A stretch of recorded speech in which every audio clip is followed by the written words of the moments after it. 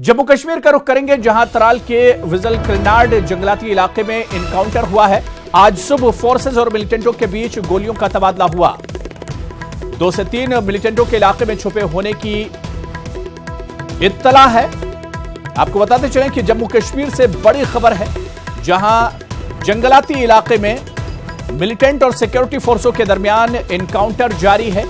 आज सुबह फोर्सेज और मिलिटेंटों के बीच गोलियों का तबादला हुआ था और यह भी बताया जा रहा है कि इस इलाके में 2 से 3 मिलिटेंट हो सकते हैं। 2 से 3 मिलिटेंटों की मौजूदगी की इत्तला है। लगातार सिक्योरिटी एहलकारों की तरफ से सर्च ऑपरेशन चलाया जा रहा है। हमारे नुमाइंदे मंजूर हमारे साथ जुड़े हुए हैं। मंजूर, अब तक इस एनकाउंटर को लेकर, सर्च ऑपरेशन को लेकर क्या कुछ अपडेट है?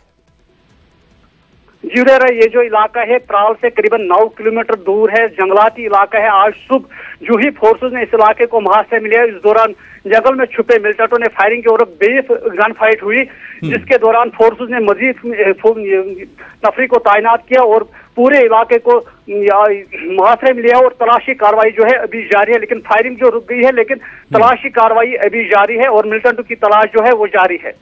बिल्कुल मंजूर, फायरिंग रुक गई है, लेकिन कितने मिलिटेंट हो सकते हैं? क्या अब तक इसकी कोई जानकारी मिल सकी? बताया जा सकता है कि 2 से 3 मिलिटेंट हो सकते हैं इस इलाके में। उनकी जो तलाश है वो भी जारी है।